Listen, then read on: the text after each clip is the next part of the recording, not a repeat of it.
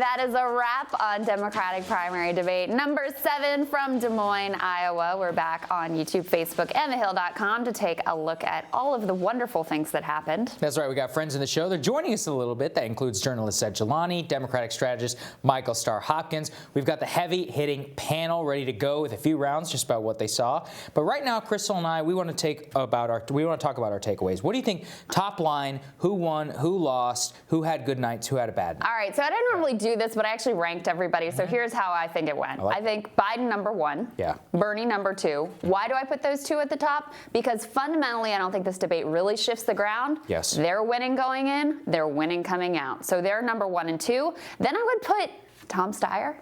Tom has gotten better in these debates. In terms of relative improvement, I couldn't agree. He had some good lines in there about healthcare, talking about, money for cruelty in terms of the people who are sort of perpetuating the system. I thought he had a strong night. He's coming up in the polls. He's got unlimited cash. Don't write that guy off in terms of having an impact. Next, I would put Liz Warren. Look, I think she has made a play to pander to the ultra woke sort of identity focused part of the Democratic Party, and there is a constituency for Very that. much so. Look, who are the voters who've been floating around in this primary? It is the mostly affluent, white, liberal voters who are very moved by this sort of stuff. So I think she could take a chunk out of Pete, who's already been sliding in the polls and didn't have, I thought, a particularly impressive or standout night tonight. He was kind of at the periphery in terms of the major debates. I would put him and Amy tied. She also didn't really land an impact. But at the very bottom, at the bottom of the barrel, I would put the CNN moderators, who were absolutely, obviously biased, egregious, shallow, obnoxious, etc. Yeah, I mean, that's where I stand on this front. It was one of the most outrageous moments of that debate. We're going to play it and we're going to get into it later. But, I mean, whenever CNN asked Bernie Sanders about, what did you say to Elizabeth Warren, he says he completely denied ever having made that comment about a woman couldn't be able to run for president. And then to turn around to Elizabeth Warren and say, what was your reaction whenever Bernie Sanders? I was flat shocked. I'm not that shocked because CNN has been doing that for the last 3 years under the Trump administration. But I mean, that is just the total abandonment of any journalistic standards. But that being said, like I said, we're going to talk about that a lot tonight. The questions also, by the way, so much right-wing framing, so much retreading of the same ground, so much so much effort to just try to get people to fight without getting into the substance. I thought it was just really biased, unhelpful and unsubstantive, and I don't think anybody got much out of that debate. No, we really didn't. I do want to emphasize, though, is Tom Steyer had a good night because not only did he get a lot of clips which he can draw from and add to his endless YouTube ads and TV ads, but this is going to perpetuate his ability to show the reality, the actual work that his strategy is working. He's got that 15% in the early primary states. Again, I don't know who these people are. I don't know who these Steyer people are, but there's some of them out there. They saw what they needed to see tonight. Joe Biden, I really think, is the undisputed candidate and the champion out of tonight only for the fact that he held his own. He had no real stumble. People had some good shots at him, but nobody was able to truly prosecute the case against him. And what that meant was, and we're going to talk about this later with Zed. Zed said in the pre-show that the most effective part of Kamala Harris's knock on busing against Biden was not the substance of busing. It was that he went on the back foot, had no real response, and appeared flustered. Yes. Center of gravity for him is his electability. And that you saw in that closing statement from Biden, in which he says, he basically is doing a redux of the Hillary Clinton campaign all over again. This is about character. Bullying is on the ballot. Our children are watching. My God, it's love trumps hate all over again. It's going to flat lose. But from that perspective of the Democratic primary electorate, he's giving them what they needed to see. Let me just say on the substance, though, it is so frustrating to watch him continue to obfuscate about how he supported the Iraq War, how he was part of the buildup to the Iraq War, not just a vote. He still wants to pretend like it wasn't really a vote for the war. Obviously, it was a vote for the war. And after he took that disastrous vote, continued to support the Iraq War and make the case for it for years to come, even at odds with, as his party moved, he still stayed in the same spot. So to see him continue to I'm just going to say it, lie about his record on Iraq, which is such a significant, a pivotal issue, especially when you're asking about someone's judgment. I just find it incredibly frustrating, disappointing, and such a disservice to the American public. And it's so crazy because they talk, his response is not, yeah, I voted for it, and it was a mistake. Yeah, he said it was a mistake 3 years later. But it was, but then, and this is what Zed predicted, Obama picked me as his vice president. And here's the best part. Obama forgave me, you should too. That's right, basically that's what he's saying. And what he's also saying, he's like, I pulled the troops out of Iraq. And then he's like, well, but now we're going to have to keep the troops there to fight ISIS. Well, how did ISIS get created? But there's a total incoherence to his foreign policy. Right. And so much of it is based upon just trying to cloak himself in as much as Obama worship as he can and not have to answer. The best part, actually, one of the few good questions was when Wolf Blitzer asked him about how they didn't go for strike authority to the United States Congress. These people decapitated the Libyan regime without asking for permission from the U.S. Congress. And then he's up there basically saying he would preserve that. He says he would keep troops in Syria. Essentially, he's going to continue everything that we saw. Little bits of policy were sprinkled in there. If you'll hear and you listen to that trade policy talking about China, that was the exact argument that the Obama administration made for TPP. He still supports TPP to this day. Same with NAFTA. Biden's answer on use of military force could have come out of the Trump administration. His It's whole bipartisan. Exactly. He actually said that AUMF, the authorization for the use of military force, which was passed for Iraq,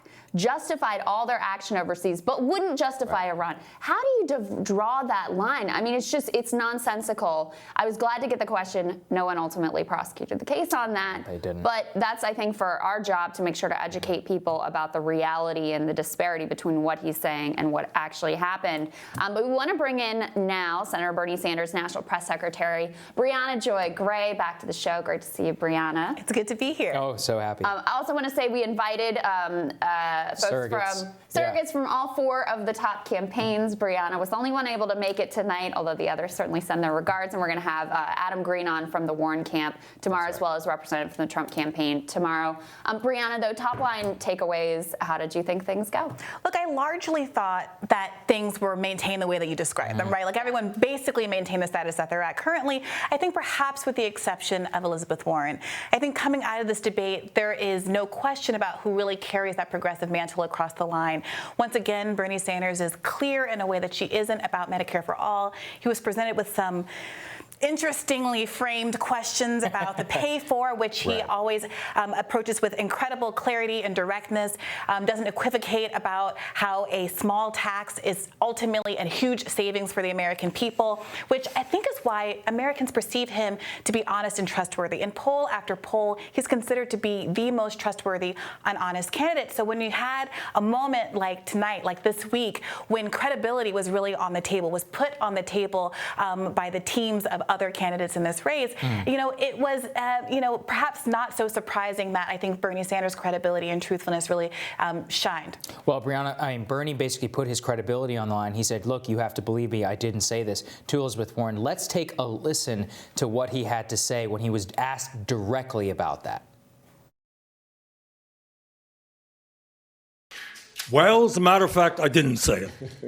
And I don't want to waste a whole lot of time on this because this is what Donald Trump and maybe some of the media want. Anybody knows me, knows that it's incomprehensible that I would think that a woman could not be president of the United States. Go to YouTube today. There's a video of me 30 years ago talking about how a woman could become president of the United States. In 2015, I deferred, in fact, to Senator Warren. There was a movement to draft Senator Warren to run for president. And you know what? I stayed back. Senator Warren decided not to run, and I did run afterwards. Hillary Clinton won the popular vote by 3 million votes. How could anybody in a million years not believe that a woman could become president of the United States? And let me be very clear. If any of the women on this stage or any of the men on this stage win the nomination, I hope that's not the case. I hope it's me.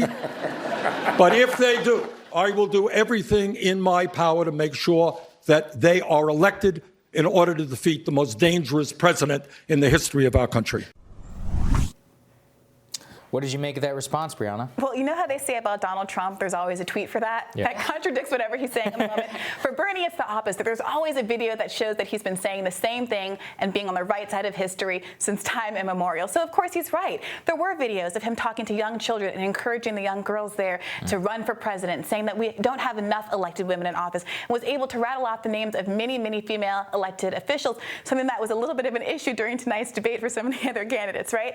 So I think that at the end of the day, there was a play made, I'm not sure by who, but it seemed clear to me that Bernie Sanders came out of it unscathed. And the question, we'll see what the voters ultimately think about this whole exchange, but Bernie is right. The focus here is not on anything interpersonal. You can always trust him to bring the issues back to what matters to the American people. And the contrasts that really need to be drawn here are between the progressive wing and the moderate wing of the party. And you've got a lot of really good debate about Joe Biden's policy on trade. I did that last time. I swear it's not Freudian.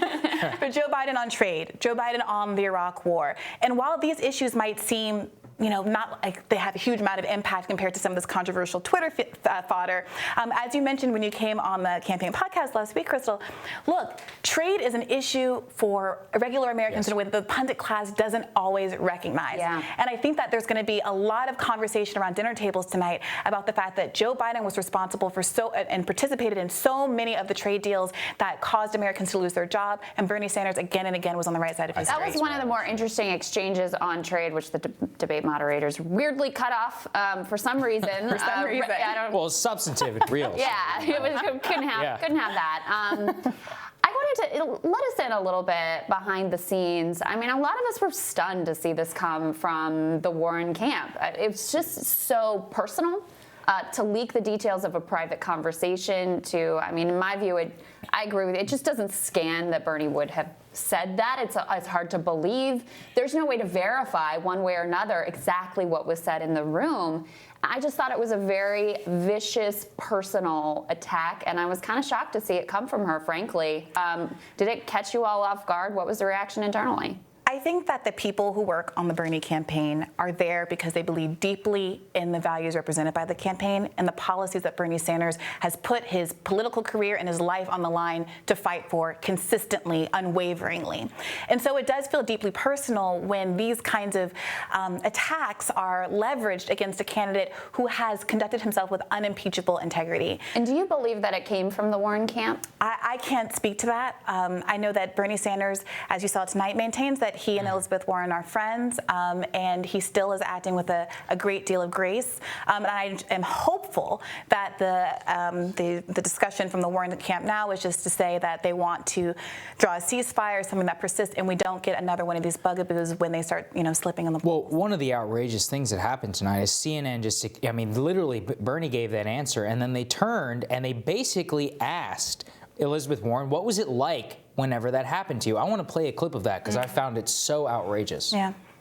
So Senator Sanders, I do want to be clear here. You're saying that you never told Senator Warren that a woman could not win the election. That is correct. Senator Warren, what did you think when Senator Sanders told you a woman could not win the election? I disagreed. Bernie is my friend, and I am not here to try to fight with Bernie. But look, this question about whether or not a woman can be president has been raised, and it's time for us to attack it head on. And I think the best way to talk about who can win is by looking at people's winning record. So, can a woman beat Donald Trump? Look at the men on this stage. Collectively, they have lost 10 elections. The only people on this stage who have won every single election that they've been in are the women. Well, interesting framing of the debate. Also, we could also tackle that Elizabeth Warren, wasn't it? I don't really know what it was. An attack, a jab, still trying to understand what exactly she was talking about with that 30 years. But react first to that. The way that CNN asked that question. Look, I was formerly a litigator before I left to become a reporter. And the idea that a question would be directly asked of a witness, they asked it, and then that it could be presented to the next person without taking into account at all the refutation of the premise is kind of mind-blowing. And you heard the audience laugh because I think everybody watching got how unfair that framing was.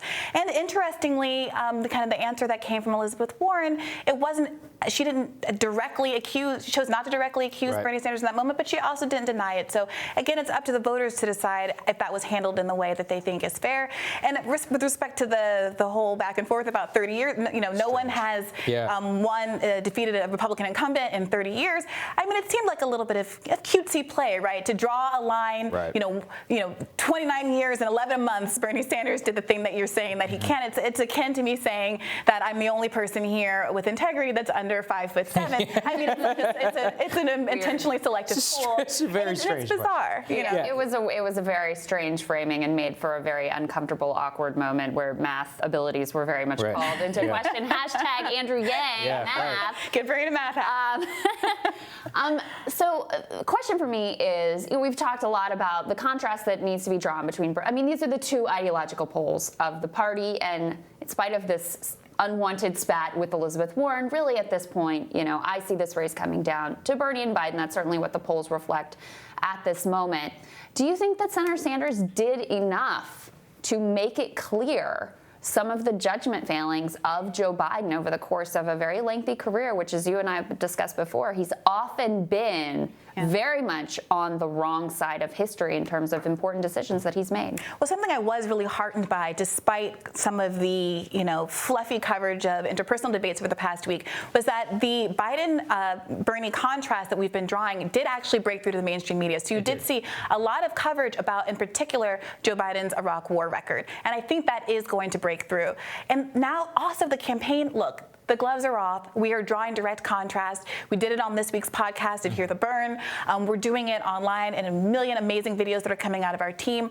And this is just the beginning. We have 3 weeks to go, and we are on the offensive in the way that we haven't necessarily been in the past. But did Brianna, I want to stay on this, did he prosecute that case effectively? I mean, the preview that we got from the campaign was, Social Security is on the table, and trade is on the table, and Iraq is on the table. Do you think Bernie made that case? I mean, I know you're going to say he did, but did he really dig into him the way that it was previewed and kind of expected to the whole? Well, look, indisputably, Social Security didn't come up. Right. And so, let's litigate the case. We all at this table know that Joe Biden has attempted to either raise the age of Social Security or cut Social Security funding in some way multiple times over the course of his lengthy career. And that is something that voters need to be aware of, especially a lot of older voters, especially people of color, especially those living in the South, because Black Americans rely disproportionately on Social Security for the bulk of their post-retirement income. And this is an issue that I really think is going to break through in the form of radio ads and other things that we can both clip from this debate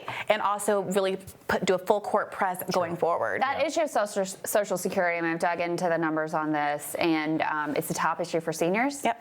It is the number 2 issue for African Americans. So I think it's another issue where, the pundit class, the media elite class, this isn't a fear for them that they're going to get to their old age and not be taken care of and not have a bank account that they can rely on. But for a majority of Americans, this is a really significant issue, an important issue. What is the campaign's view in terms of your positioning today? Meaning, do you think that today, if voters went to the polls today, that Senator Sanders would win, or do you think that he has ground to make up? Does he need to hit Biden? Does he need to bring Biden down some? Or do you think that he is in, what do they call it, the catbird seat? Catbird seat. Yeah, Yes, is he in the catbird seat? It's an interesting question because we remember that look, in 2000. Like Chris Matthews. I'm like, oh God. I'm like, let's keep that stuff on cable, Crystal. I'm sorry. Go ahead, Brianna. No, look, we remember that back in 2016, people really underestimated Bernie's chances based on these same polls, right? So I think there is this sense that, hey, we could have higher than expected youth turnout. We could have higher than expected turnout from people who don't typically vote, including a lot of Latino voters in Iowa who the campaign has been courting really hard. And as we all know, Bernie is number 1 with Latinos right now. So it is highly possible that we could win right now, but I don't want anybody who's listening to this to rest on their laurels or think that the job isn't done. Don't rest on your catbird. We have had record numbers of calls being made in the last day or so. To the extent that people feel like the campaign is unfairly under attack, that has driven incredible fundraising numbers, incredible amount of calls and texts that are going out, and I think that's going to have a real impact. I got an email from your team that went out to all press about the number of donations from tonight. It was the largest number of any hour of any debate. That's right. So I think Elizabeth Warren has certainly galvanized your base, certainly. CNN and Elizabeth Warren are filling our coffers. Last question. Thanks, Thank you, CNN.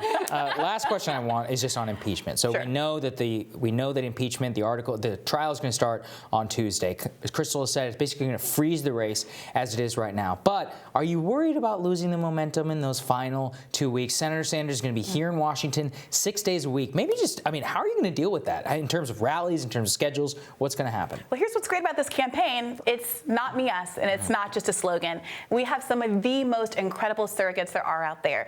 Not just the squad, but people like Killer Mike, obviously the incomparable Senator Nina Turner. We have the youth vote, and we have people like the Sunrise Movement out there lobbying on our behalf.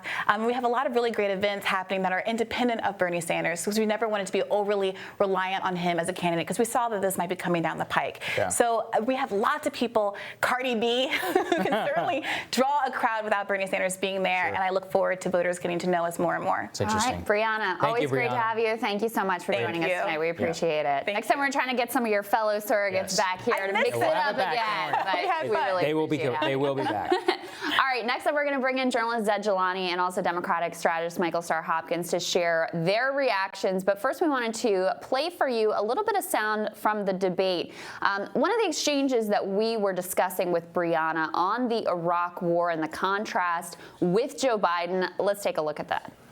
But what I understood from right away in terms of the war in Iraq, the difference here is that the war in Iraq turned out to be the worst foreign policy blunder in the modern history of this country. As Joe well knows, we lost 4,500 brave troops. Hundreds of thousands of Iraqis died. We have spent trillions of dollars on that endless war, money which should go into healthcare and education and infrastructure in this country. Joe and I listened to what Dick Cheney and George Bush and Rumsfeld had to say. I thought they were lying. I didn't believe them for a moment. I took to the floor. I did everything I could to prevent that war. Joe saw it differently. Vice President Biden. I was asked to bring 156,000 troops home from that war, which I did. I led that effort. It was a mistake to trust that they weren't going to go to war. They said they were not going to go to war. They said they were just going to get inspectors in. The world, in fact, voted to send inspectors in, and they still went to war. From that point on, I was in the position of making the case that it was a big, big mistake. And from that point on, I moved to bring those troops home.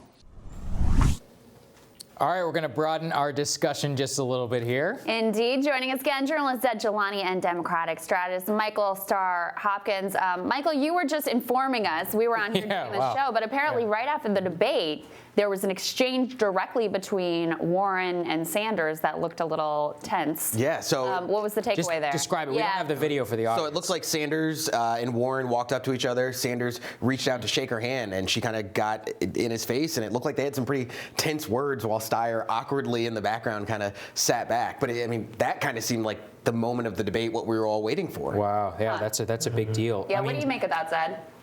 I'm guessing Sanders was trying to be classy. I mean, he's trying to shake her hand. She wouldn't shake back. Yeah.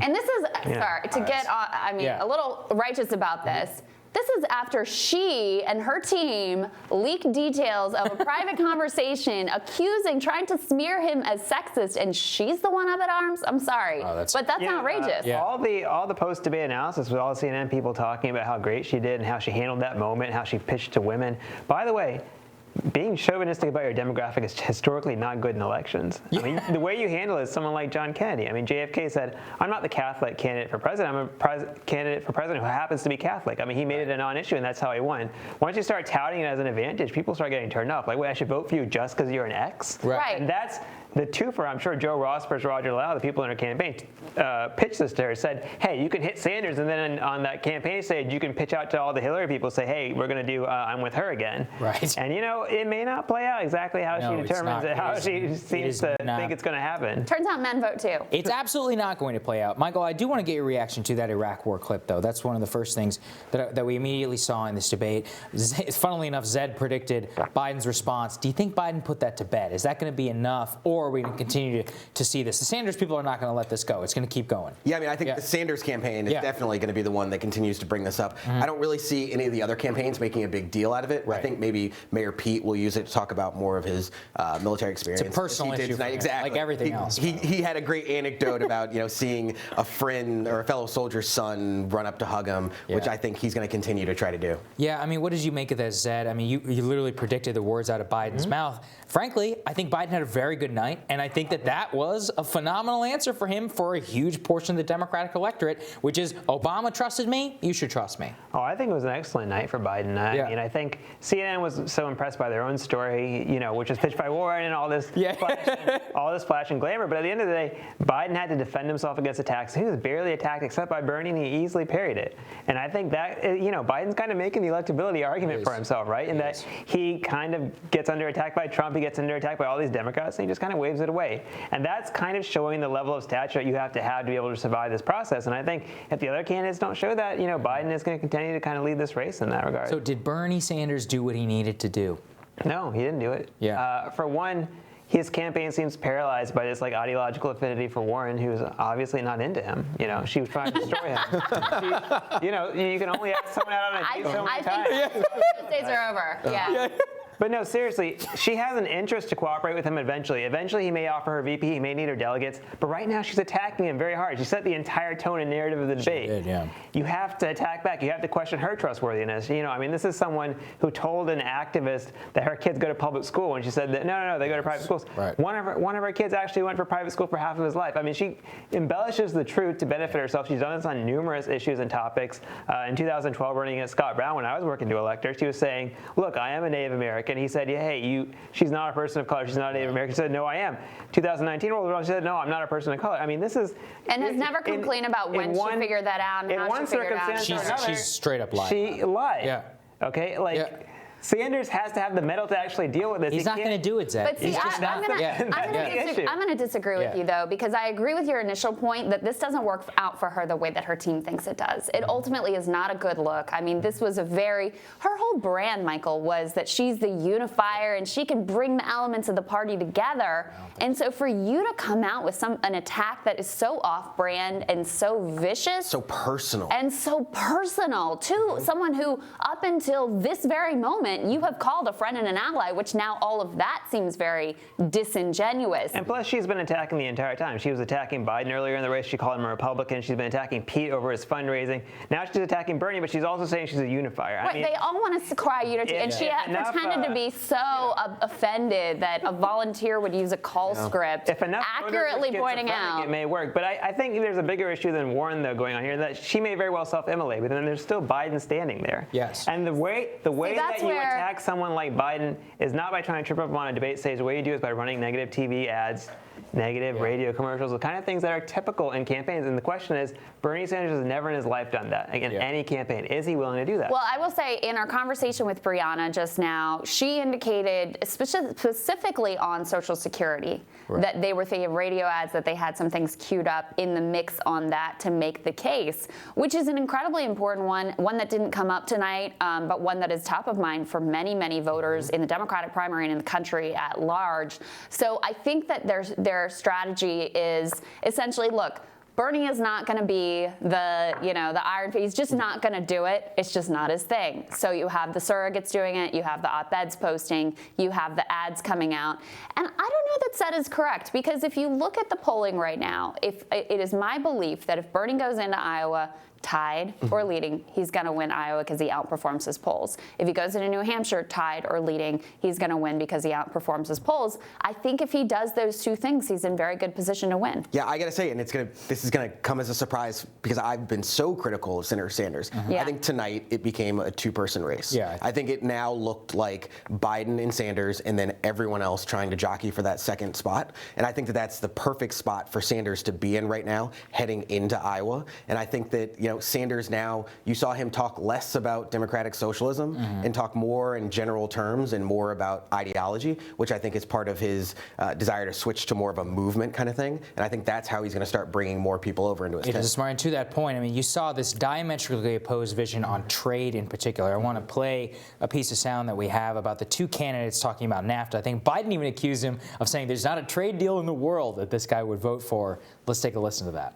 We should be focusing on equipping American workers to do that. And by the way, the idea, I don't know that there's any trade agreement that the senator would ever think made any sense. But the problem is that 95% of the customers are out there. So we better figure out how we begin to write the rules of the road, not China. Senator Sanders. Joe and I have a fundamental disagreement here, in case you haven't noticed. And that is NAFTA, PNTR with China, other trade agreements were written for one reason alone, and that is to increase the profits of large multinational corporations. And the end result of those two, just PNTR with China, Joe, and NAFTA, cost us some 4 million jobs as part of the race to the bottom. I am sick and tired and will not tolerate, and we will use the power of the federal contracting system. If a corporation in America wants to shut down in Iowa or Vermont or any place else, and then they think they're going to get online for a generous federal contract, they've got another thing going. We need some corporate responsibility here, and we need to protect good-paying jobs in America, not see them go to China, Mexico, Vietnam, Mr. and other Vice low-wage President, what's your countries. response? I mean, Zed, to your point, which is that like you said, while all this is happening, Joe Biden is sitting there, he's sitting pretty, and he just outlined the case for TPP, right? Like, this is a guy who is still going to advocate for TPP in the year 2020, and apparently has not seen what happened to Hillary Clinton in 2016. What did you make of it? I mean, I think that is the electability argument for the general election. And I think Sanders does make a very fair point that on these major issues that Trump used to destroy Clinton, he could very well do the same thing to Biden. However, the question is, can he get that message to the Democratic voters? And I think there's such a strong emotional attachment to Biden to so many people who are not political diehards for understandable reasons. People are busy, they have lives, they have families, not everyone's a nerd. Can he get that message to those people who are casually watching the election? Just think of Biden as kind of a safe, solid choice, an electable guy. And I think that's where the point comes in. I think Bernie may end up doing well in those early states, but as it gets into some of the South and parts where Biden is extremely solid right now. And let's remember, what Warren did to Bernie, Warren is not a master political operator. She's very cutthroat at times, but she's not a master political operator. I think Biden's going to have dozens of articles of that caliber going against Bernie. He has a super PAC. You have to understand that. Michael Bloomberg's in this race. He could drop $100 million of negative advertising on Bernie. All these things are coming, and I think that is when the rubber hits the road in terms of Bernie is a very, very good campaigner who really connects with the average, ordinary people, and I think that might help in these early states. But once it gets serious, once the entire Democratic establishment says this is the guy we need to kill off, how is it going to handle that? And that's the question. But let me ask you on the substance. There was a moment that I found really obnoxious, which is that Biden's answer was that I won't allow corporate interests to write trade deals if I'm president. Well, corporate interests wrote TPP. I mean, that was overwhelmingly who was at the table under the Obama-Biden administration. So again, the record says differently. Let's talk about corporate interests, though. And this is an area where every candidate who's running against Biden is falling down. Biden's own son was hired by MBNA, the credit card industry, as Biden was deregulating that industry. Now Biden's son was apparently an expert on Ukrainian gas. Yes. These issues are not being brought up by anybody except for Donald Trump. And maybe for them that poisons the issues with Democrats, but the reality is that Trump is to some extent correct, and he's going to use those attacks in a general election. But the Democrats themselves are not holding Biden to account on these issues. They're making it seem as if it's a philosophical issue. There's a broad philosophical disagreement with Biden. We'll argue argue about philosophy, but it may be a more kind of coherent core issue about personal corruption and prestige and power. So let's talk about this also, Michael. Not only just on that part, but at the very end, Biden's closing statement, which this is about character. This was a Hillary Clinton, our kids are watching commercial all over again. All I could think in my head was love trumps hate. And yet, how do you still make that case in the year 2020 after you see it crash and burn in 2006? Because for whatever reason, he's decided to continue running that campaign like we've talked about. You know, I do think that we should just make a rule. No more intros, no more outro statements at the end of the debates. It's a waste of time. Nobody listens. The whole phrase debates are a waste of time at this point. Which is, what is the Biden pitch? Character, right? We cannot afford. Well, he wants to make it a referendum on Trump. They put character already on the ballot, and it didn't work. And this is before, by the way. Look, I criticize the economy and the structure all the time, but as it's currently structured, I think it's badly structured. It's doing okay. I mean, you saw half the Democratic candidate, the only Democratic candidate to criticize the new NAFTA deal is Bernie Sanders. The rest of these candidates are endorsing their opponent's trade deal. That's a big deal. I mean, like, he has accomplished something. Not all of what he ran on, but something. Well, and here's the other thing with the character argument is if you're going to make the moralistic character argument, you got to be pure as the driven snow, and your son better not be, cashing in with credit card companies and sitting on Ukrainian oil and gas boards, which look, people hate when I say this on the left, but this is reality, and this is what's going to be leveraged against him. And whether there was real corruption or just an appearance of conflict of interest or just the normal swampy D.C. mess, this is going to be a problem for him if he goes up against President Trump. It is, and I think Democrats are making a mistake by not litigating this during the primary. But I think the reason for that is there's been such a negative pushback against candidates or being perceived as going after each other. If you look at what happened with Castro, look at what happened with Senator Harris. I mean, it's viewed as almost disqualifying to go after someone, especially Joe Biden. And so I think what Democrats should worry about is we're going to head into a general not having fine-tuned those messages and those responses. Hey, what did you think of Tom Steyer tonight? I thought Steyer had a good night. Great night. Steyer is doing something that Senator Sanders has done really well and not many other candidates have done. Have a very simplified message, which is easy to understand, and say it over and over and over again. Trump was a master at that in 2016. You could name exactly what he was about. Build the wall, make America great again. And that's what he said over and over and over again. If you ask people what Hillary's message was, it was, these esoteric things that you couldn't really understand. That's got to be the winning message. So final thoughts, Ed. Who won, who lost? What do you think? Well, I think it was a good night for Biden. I think Warren will get a little bit of a media bounce, but I think she's also polarized a lot of people, so it probably won't help her that much overall in the race. And otherwise, I think everyone's kind of holding steady. There weren't a whole lot of fireworks in the debate other than maybe the Bernie Sanders Warren kind of moment in the debate and then the handshake issue. The handshake issue. All right, thanks so much for being here, guys. We appreciate what you did. Double duty for us. We're really grateful. All right, coming up, we're going to have our extra special Team Rising panel. But first, another look back at that moment when Bernie Sanders was asked about whether he told Elizabeth Warren a woman could not be president. Well, as a matter of fact, I didn't say it. And I don't want to waste a whole lot of time on this because this is what Donald Trump and maybe some of the media want. Anybody knows me knows that it's incomprehensible that I would think that a woman could not be president of the United States. Go to YouTube today. There's a video of me 30 years ago talking about how a woman could become president of the United States. In 2015, I deferred, in fact, to Senator Warren. There was a movement to draft Senator Warren to run for president. And you know what? I stayed back. Senator Warren decided not to run, and I did run afterwards.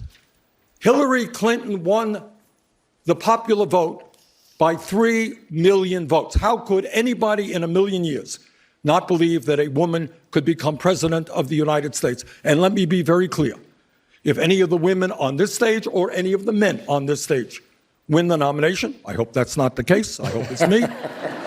But if they do, I will do everything in my power to make sure that they are elected in order to defeat the most dangerous president in the history of our country.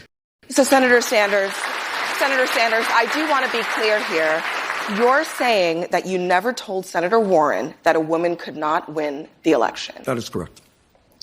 Senator Warren, what did you think when Senator Sanders told you a woman could not win the election? I disagreed. Bernie is my friend, and I am not here to try to fight with Bernie. But look, this question about whether or not a woman can be president has been raised, and it's time for us to attack it head on.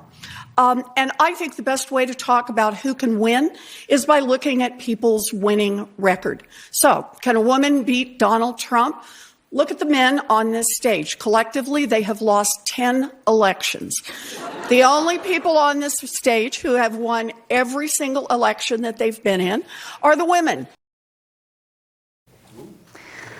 All right, I think that was probably the most noteworthy moment during the debate. However, afterwards, there was apparently an exchange with Senator Sanders and Warren. He went to shake her hand. She had some words for him. Very ugly between these two right now. I watched it in the middle of the break, and basically the way that it worked was, I think we have a voiceover of the actual moment in which this happened, and no, we don't have it. Okay, I'm being told. So basically the way it worked was Bernie went to go shake her hand, then she kind of backed off this way. There was a tense kind of confrontation. Tom Steyer was weirdly lurking in the background. And then the handshake didn't happen, and Bernie ultimately threw up his hands, and they both walked off the stage. So, it was a very tense moment there, and a lot of body language experts will be on CNN tomorrow to tell us what was exactly going on there. Yeah, and I'm sure the campaigns will, try to spin it to their benefit. Right. I have to say, look, who are the voters who have been floating around during this process? You've had Biden's base relatively solid. Right. You've had Bernie's base relatively solid. And there's been a lot of fluctuation of essentially white affluent liberals moving from candidate to candidate to candidate. You had Kamala had a moment. You had Pete had a moment. You had Warren have a moment. You had Pete. You're back to Warren seems to be taking a little bit away from Pete. Look, the media loved Warren's performance tonight. They did. She's getting glowing reviews. And who does the media speak directly into the hearts of that white affluent liberal base? So I don't think it's Bernie Sanders who ultimately is hurt by this. I actually think it's Pete. I think they share such a similar pool of voters. I think those are the voters who are most up for grabs. If you look at the polling, their coalitions are the least sort of solid and the least set. So especially since Pete had a relatively unremarkable night, I think this could actually be kind of a damaging moment for him. I think Warren could see a bump from his voters. It's going to be interesting. Indeed. All right, let's bring in the panel with the best insights around Team Rising. Tonight's special debate edition includes Democratic strategist Andrew Feldman, assistant professor of political science at Howard University, Kenesha Grant, senior policy analyst at the Independent Women's Forum, Inez Stepman, and Democratic strategist and council member at large in Montgomery County, Maryland, Will Jawando. Great to see you guys all. Great to see you guys. Hanging Thank out you. with us. Good to be here. Kenesha, let me start with you first. What did you make of the whole Bernie Warren situation, in particular that moment when the CNN moderator Bernie Sanders had just said, "I didn't say that," and she turns around and says, "Well, when Bernie did say that thing, he didn't say that he said. How did you feel about it?" It was a very unfair framing ultimately. Your viewers are going to be in my mentions heavy because I believe Warren. I think she's telling the truth. I don't think she has any reason to be making up stories about what Bernie did or didn't say. I think we can talk a little bit about whether she does have a reason, which is to try to win the election. I mean, that's a pretty big reason. She does have that going. But even if you the CNN thing was still pretty. Right, because it's disputed. He says one thing, she says another. There are two people in the room. So you can't, as a journalist, pick sides and pretend to be neutral and unbiased and just say, no, I'm going to go with her, even though there's nothing to back up her account versus his account. So should they have asked a follow-up question to make Bernie have more to say about it? Yes, I think that's true. I think both, honestly. They both should have had some follow-up. Shouldn't Warren have to say what he actually said? Because that's part of the question is for him to come out and say, I don't think a woman can win. That doesn't sound like anything he said in the past. It seems way mischaracterized. So I would want to hear from her, okay, specifically what did he say? But not coming out and saying it. She's talking about a private conversation. And if we're having a private conversation about what we should have learned from 2016 and what we should do in 2018, I think it stands to reason that he might say something like that when he believes that he's having a confidential conversation. So, Will, I saw you looking skeptical at this. What do you think? Yeah, a couple things. One, Abby Phillips, I think this is her first debate. I sense some nervousness just in the way she was reading the questions. So I actually don't think she intended to do what people think she did. You're very nice. I'm serious. I felt very intentional. No. I mean, she said, well, because she had her questions written down. Bernie said, I didn't do it. I think she maybe wasn't prepared for that, and she asked the next question. But regardless of that, I remember trying to convince my mentor, who had worked in politics for a long time, that a black man can be president, and Barack Obama, and I can tell you how many people said that's never going to happen in my lifetime. So I actually don't think I don't know whether he said it or not. I take Bernie at his word. I think you're right. They should have asked a follow-up question, but I don't think it's out of the realm of possibility that someone had a conversation privately and said, look, this sexist country is not going to elect a woman president. And having that conversation. And I don't think that means that he would be sexist. Right. What do you think of the move by Warren's camp to leak those details? I mean, this is a private conversation. Right. They're supposedly friends and allies. I think that was wrong. Him as sexist, I think that was wrong. Really and to Kenesha's point, if it was a private conversation, even if he did say it, I don't know if he did, it was wrong to do that, and it was obviously for political gain. So I don't think that I don't think that was a good move. Right. So what did you make of this, Inez, particularly the media piece? Well, I'm the opposite, perhaps. I don't believe her. I think she has a track record of twisting stories in her past to always make herself into a victim. And I think that that's what she's doing here. I think she saw that she is struggling a little bit in a way that, a month ago people were calling her a front runner. They're no longer calling her that. And I think this was her big play.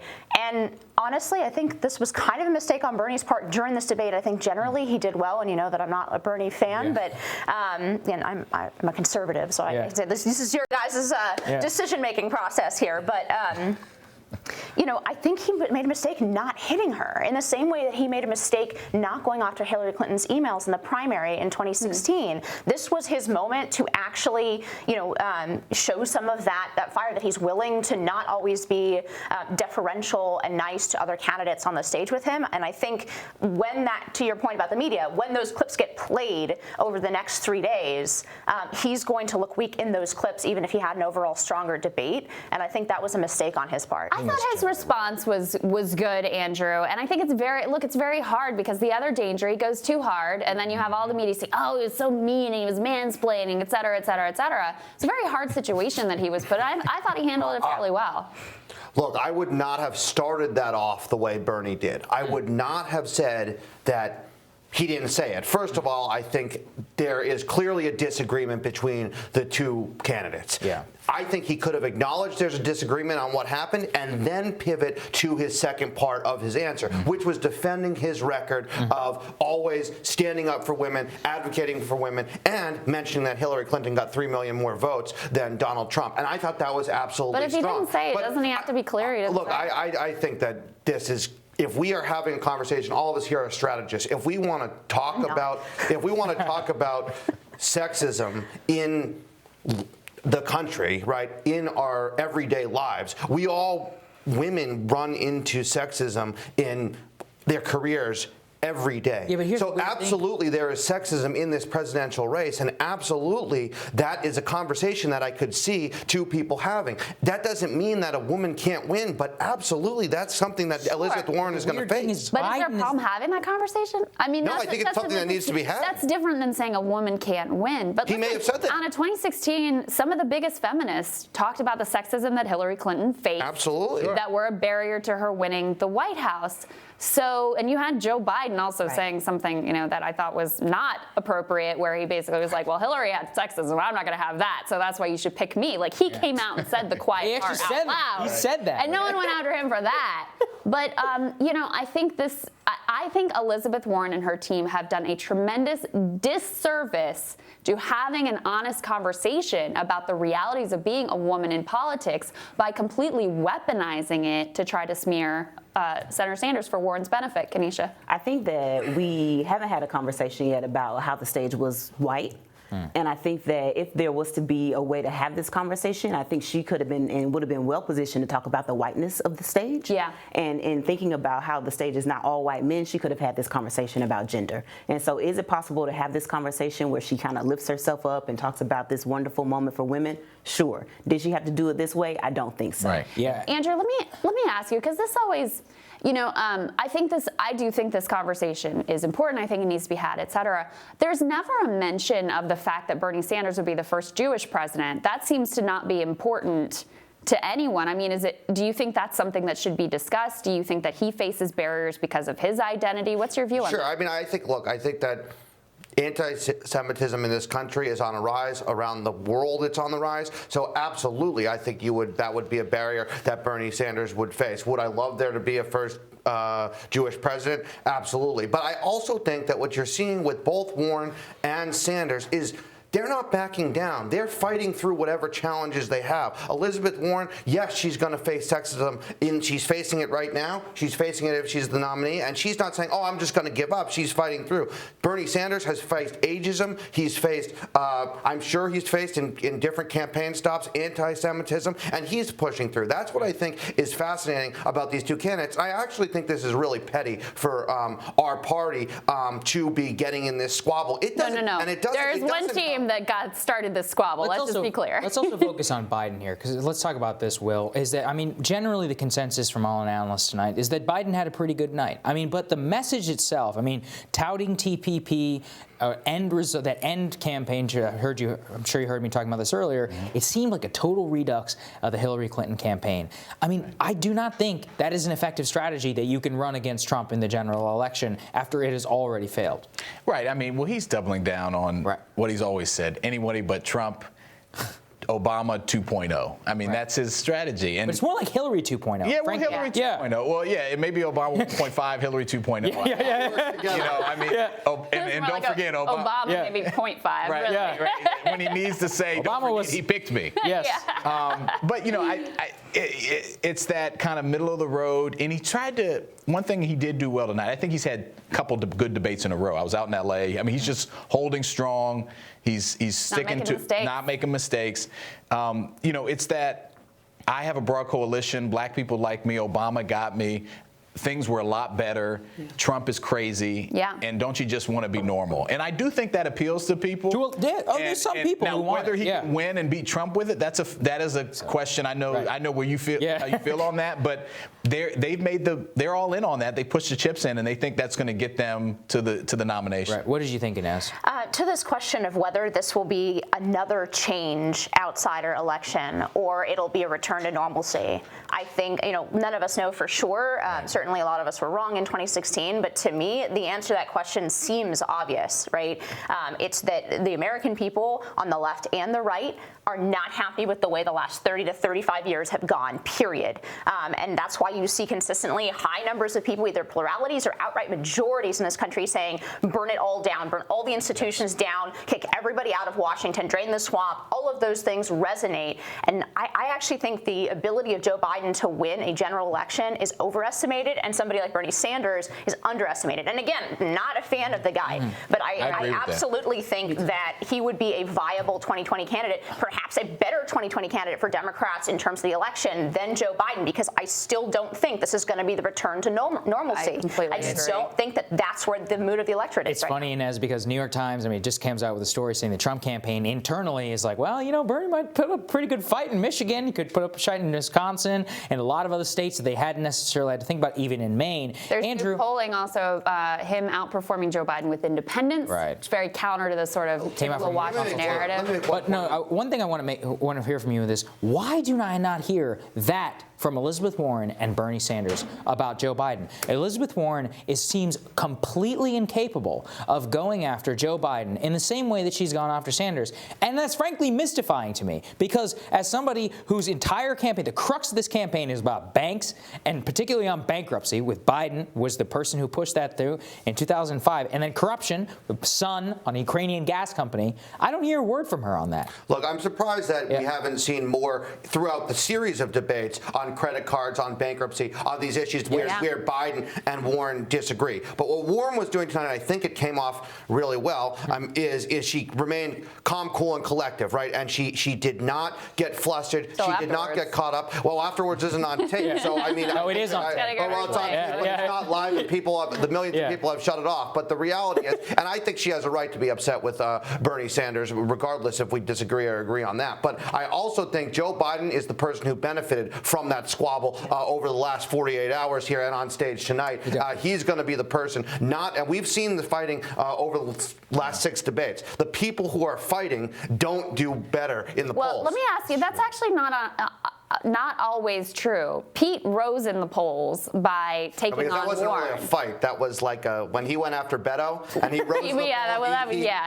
That and he also went after Warren. That's part of what really damaged her and took her out of that front runner position where she was even challenging Joe Biden. How did you think he did tonight? Because we haven't even really talked about him. He needed to make some moves. It seems like he's falling in the polls. I made the argument that the media loved Warren's appearance tonight. I think she may take some of his voters back. Yeah. I didn't think this. I think really he was one of the losers of the night, honestly. I agree with you about that. I think he was just kind of okay. Yeah. And I was surprised that I thought Amy Klobuchar did a better job than he did, frankly, because she had more time to speak. But I thought he was just okay. And I think for this to work, he has to be better than just okay. He has to be Joe Biden plus some energy, plus some enthusiasm. And I don't think he brings that. What did you think, Inez? So I think that because Joe Biden did okay, this is a pretty good debate for him. It's the difference between where he is in the polls and Klobuchar is, right? I think this debate, I think the biggest missed opportunity, even though, again, I think that Bernie did a good job in this debate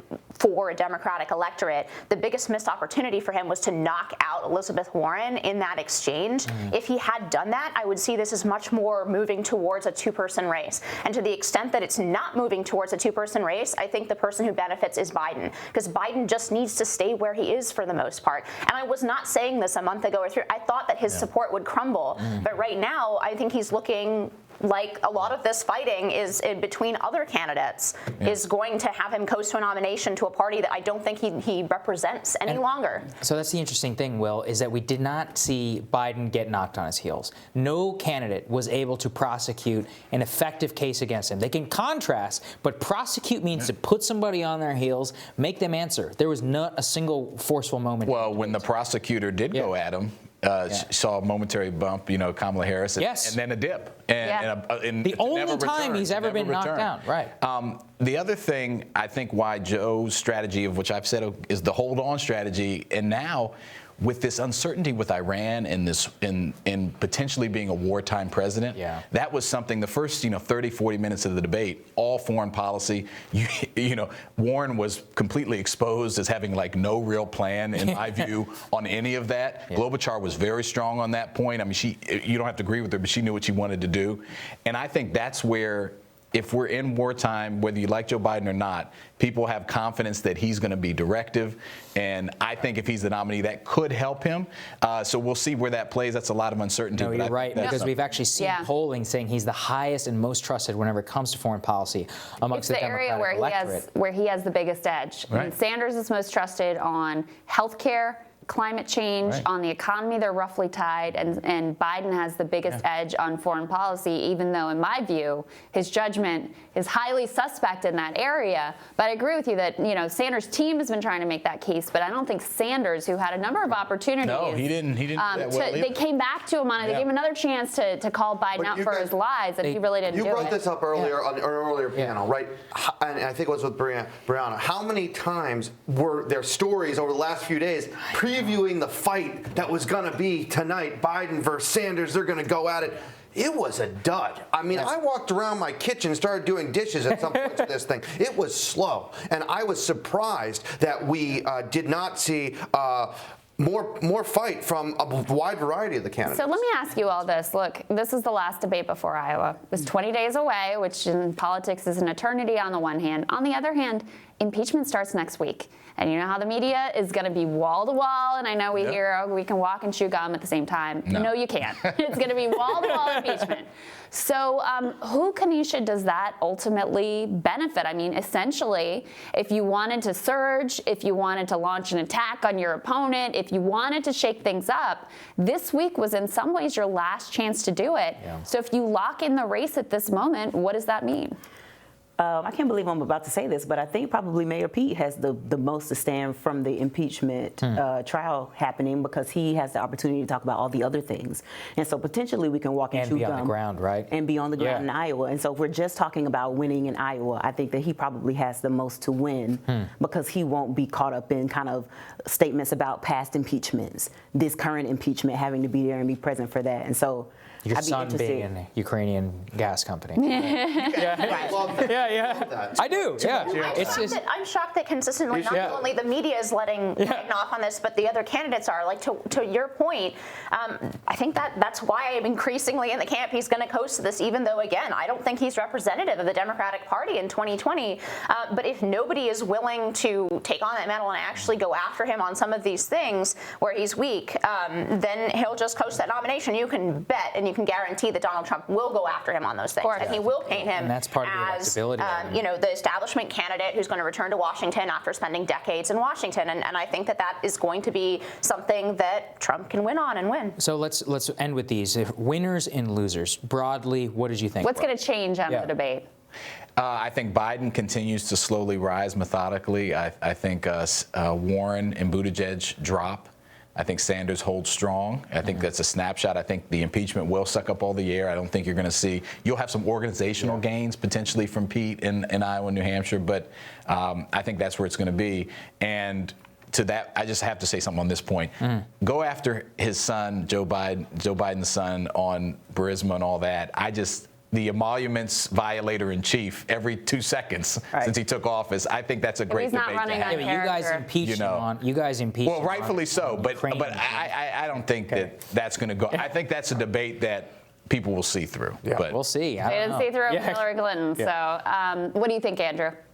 I think that the field teams in Iowa are ready to go. And that's what this is going to come down to the next 20 days. That's what Elizabeth Warren is banking on here. She had a lot of money. She had the earliest field organizers in that state. She's in every county, up and down, whether it's rural or urban or suburban. And that's going to be a test. Does that field game that she's put together really come through for her? Does the volunteer operation for Bernie Sanders come through for him? And does Biden's endorsements come through for him? Because we know he doesn't have the same type of field game as others. So I think we are done with the debates. We are done talking. This is the final 3-week sprint, and this is going to be a field margin game in Iowa. Yeah, I think that's right. What do you think, Kanisha?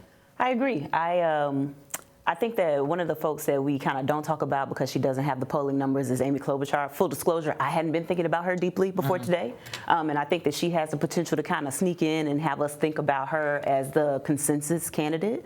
And so to the extent that we are getting tired of what's happening and these bickering things, I think that she has the opportunity to kind of sneak in. And so I think she's one to watch. In terms of losers, I think that Bernie Sanders and Elizabeth Warren, by engaging in this thing about personalities and did you lie and did the script and all of this kind of stuff, I think hurt them today. What do you think, Ines? So I've already said that I think Bernie Sanders lost an opportunity here. I think the big winner of this debate is Biden, not because he won the debate, but only because he's in a position where he doesn't have to win a debate. And I think Bernie had an opportunity to really knock out some rivals and make himself the primary alternative to Joe Biden. And I think that if he becomes that, he has a strong chance of taking the nomination. And I think he lost that opportunity in this debate. See, I'm going to disagree. I made the case earlier this week that Bernie Sanders, for the first time, and I haven't said this before, is in a position to win. He's in the position in Iowa. He's in the position in New Hampshire. I don't know that he necessarily needed to turn the race upside down in order to be in that position still to win as we come down to the wire. Look, ultimately, yes, Joe Biden holding on to that support. There's zero energy there for him. And I have to think that when you're trying to get voters to come out to the polls, caucus for you and all of that, he doesn't have that organization on the ground, doesn't have the enthusiasm. I just don't see how that comes together for him ultimately in Iowa. And then that can really change the game if you've got a campaign that is organized, that is energized, that shows that momentum. So I would say that Bernie Sanders is still in a very strong position. Yeah, and from my perspective, it's kind of in the same boat, which is that Bernie was kind of on that rise. He was cresting really right up before all this stuff started to happen. Impeachment's about to suck all the air out of the wind. Generally, he is underpolled. The polls are not able to capture, I think, 1/4 of the people who are going to caucus for him, according to his own campaign. I don't know if this, I'm going to assume it's true because I don't think they'd lie about it, is that they are new entrants into the process. That's a lot like what the Obama coalition was able to bring through and smash Iowa and surprise everybody there. So the momentum is on his side, but Biden did very, very well tonight. It's It's a two-person race, a true two-person race. And while the early state advantage goes to Sanders, Biden, if he can continue to do this, and if Sanders just completely lacks the ability to truly kind of twist the knife into Biden, then he's going to make it a 50-50 chance of him being able to win or lose when he could have made it 75-25 and really gone for the win. Don't underestimate the way that this attack from Warren has galvanized Bernie Sanders supporters. They had their biggest fundraising. They had the biggest fundraising night of any debate so far. I do think Elizabeth got what she wanted, and she wanted the 1-2 step on the women thing. Her best answer of the night was the answer after that drama when she talked about why a woman could and should be president. She wanted to get to that, but I don't think that takes on a Bernie. Applause while she was still talking of anyone's answer in the entire night. I wouldn't be surprised if she also raised a record amount of money. Right, that's what I'm saying. I really do. I don't think that. Disheartened their supporters. No one from either of their camps left. It depends. Did they win anyone else?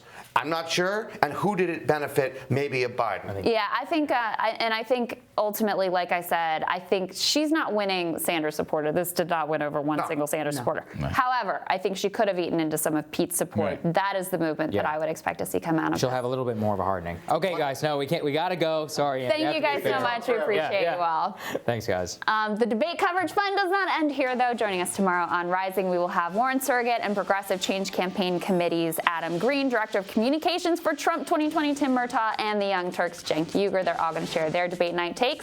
I challenge anyone on cable to have that lineup, so we hope you enjoyed your live debate coverage. Thank you all so much for watching. Have a good night. We're going to see you guys tomorrow on Rising. Have a great night, guys.